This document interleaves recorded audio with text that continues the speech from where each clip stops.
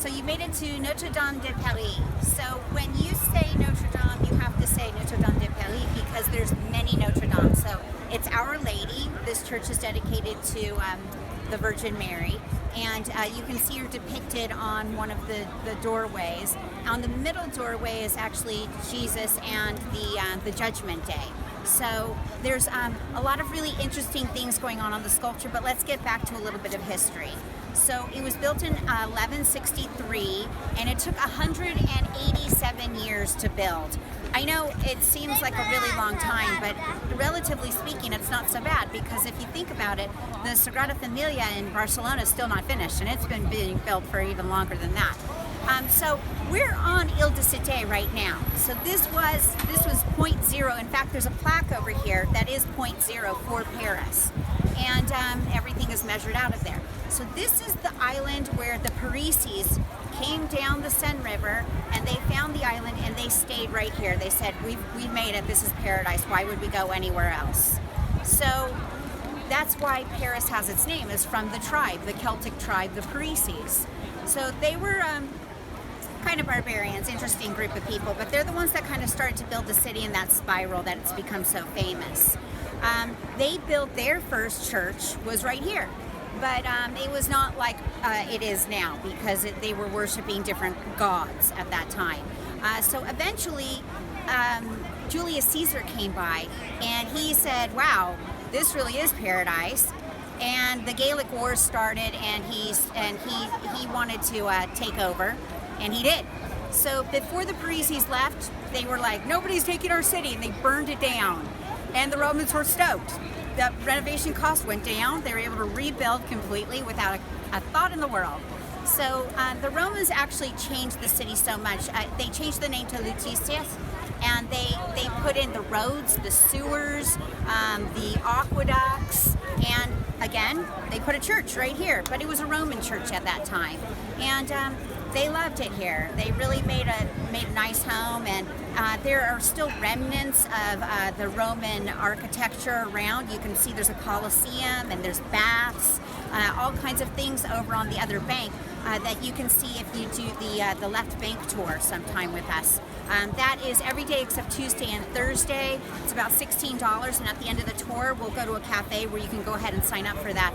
Like I said, there's so much to learn about the city, so take tours. They're a really great, fast way for you to get a lot of information in. So let's get back to Notre Dame. So the church, it took a long time to build, and eventually it came out of fashion. What happened was that the French Revolution started, and although they kept the king in power during a good part of the revolution, at one point they finally just had enough. You know, they were sick of government, they were sick of church, and they really started to destroy the church. Almost the entire facade that's up there right now, it looks really good, doesn't it? That's because it's kind of new.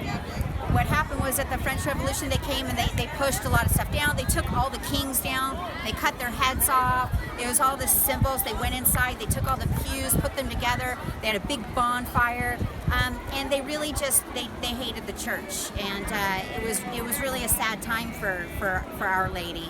But then beautiful 1831 came around, and Victor Hugo saved the day.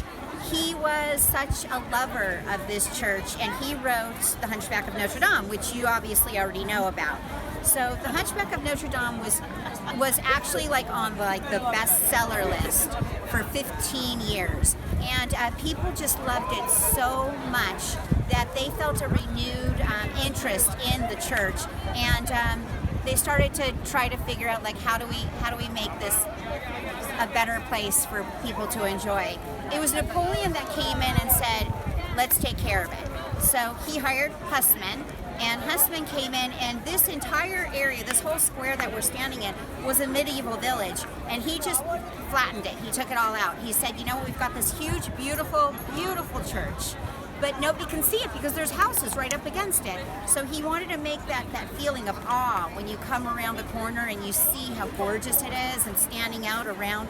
It really stands out. It's really beautiful. It's also Gothic architecture, reaching for heaven, trying to get as close to God as possible. And one of the funny things is that you know, people think about the gargoyles. I mean, you probably have seen the Hunchback of Notre Dame, the Disney version, and the gargoyles are characters. They're really fun. They're those little guys hanging out on the top looking down, and they have wings, and they're kind of scary but kind of cute at the same time. Those actually are not the gargoyles. Those are actually chimeras. The gargoyles are actually the ones that are shooting out of the sides, and if you look carefully, you can see the spout, because they were designed for the rain to come down the roof and shoot out through their mouths. And it was actually to try and preserve the building, because this is made with limestone, which acts like a sponge. So you have to get water off of it, or it soaks it in and it will deteriorate. So the gargoyles are actually the ones that are sticking out from the building, and you'll be able to see that as you walk around the building itself. It's not so prevalent on this side. There is one really great story I want to tell you about this church, and it's the story of Saint Denis, Saint Denis. He was the first Christian that was sent over here to kind of start that whole Catholicism movement in France. And at that time, you know, there's a lot of Romans here, and they were not really crazy about Christianity.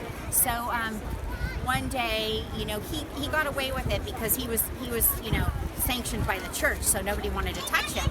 But he happened to be walking one day. There was a couple of younger guys, younger guards that didn't know any better, and they started to hassle him. And he declared, you know, I'm Christian, and this is what I believe. And they said, well, you know, that's against the law, so we need to take you to jail, and we're going to cut your head off. And he said, you know, I'm doing what I need to do for God, and God will look after me. And so he went with them, but they got a little hasty. They were walking up to Montmartre, and where the windmills are, because at the time the Romans loved to like hack people to pieces, put them on the windmill, and then let it spin for people to see the different body parts. So it was really gruesome. But they got excited about killing this guy, and so they chopped his head off before they got up there to do the formal execution. And Saint Denis, he was kind of like not very happy about that. But what he did is he raised up with no head, and he picked up his head and he brought it over to the stream and cleaned it off. And then he carried it a little bit further, and he held it while it gave a sermon to the people about, you know, about the not being judgmental and, you know, just being a better human being. And then he proceeded to march further to an area just outside of Paris called Saint Denis, where he laid down and died, and they built a basilica up right there for him with his name. So if you look at the statues that are behind us, you'll see, and you see this often throughout Paris, is a statue of a man with no head holding his head, and that's Saint Denis. So it's kind of a fun story. You'll also see Judgment Day that's in the middle, and that's actually really pretty fascinating, because you'll see the side of the good and the side of the bad. And the Archangel Saint Michel, Saint Michael, standing in the middle holding the scale, and he's got the angels on one side, and he's got little devils on the other, and the devils are like trying to cheat. They're trying to pull the scale down to try and get more people into hell. So you'll see the people on the one side look happy and relieved, and the other side they're starting to look tormented and in chains. Underneath there, you'll see the people rising from the dead to be judged, and there's just lots of interesting things. This basically acted like a comic strip to help people to understand the stories of the Bible, because it was not super big at the time. A couple of the things I want to point out to you while we're over here is that on this side we have the largest, it's actually the oldest hospital in all of Europe, and it was here during the Black Plague and obviously many other horrible times that have happened throughout the city. But behind us is the police department. So funny thing is that if you want to come and stay on the island here and you don't have an Airbnb, there are no hotels. There are only two places to stay. That would be the hospital or the police department. So don't do either of them, okay? Let's just have fun and enjoy Paris without going to either of those two places. You'll see on the other side of the square is a statue to Charlemagne.